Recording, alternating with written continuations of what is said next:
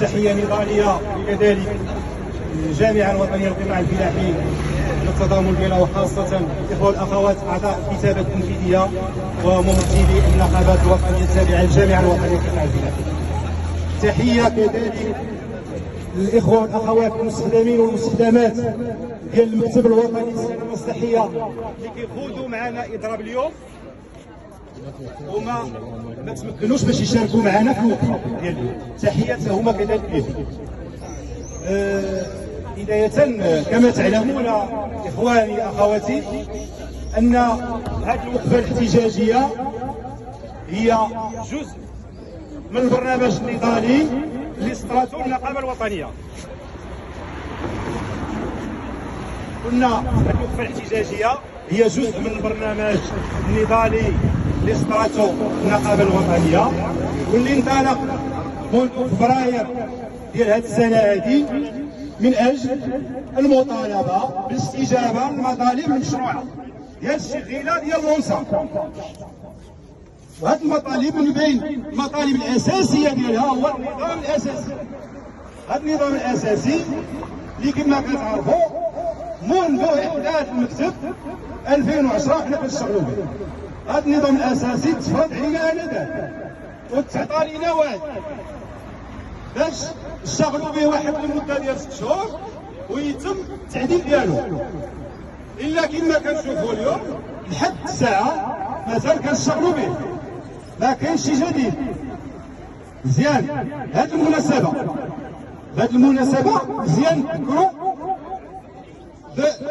بالإدارات اللي خدتها النقابة الوطنية تأطير من الجامعة الوطنية للقطاع الفلاحي من أجل حمل الوزارة الفلاحة على الاتفاق مع النقابة ديالنا لإحداث واحد المشروع ديال النظام الأساسي اللي نتوافقوا عليه ومن بعد الاستحالة ديالو على وزارة المالية فعلا. وبعد واحد المدة اللي ماشي وجيزة صدرنا كثير تم اتفاق، ولكن بفضل ديال النضال المستمر ديال الإخوة في النقابة الوطنية وكذلك الاحتجاج الواعي المسؤول وكذلك التضامن والدعم والمساندة ديال الجامعة الوطنية للقطاع تم التوافق على مشروع نظام أساسي اللي كيصون يمكن له يصون الكرامة ديال المستخدم واللي يمكن يرد الاعتبار ديال المستخدمين نظرا للمهام اللي كتعرفوا كيقوم بها هذا المكتب ونظرا لقلة الموارد البشرية ونظرا للمناظر.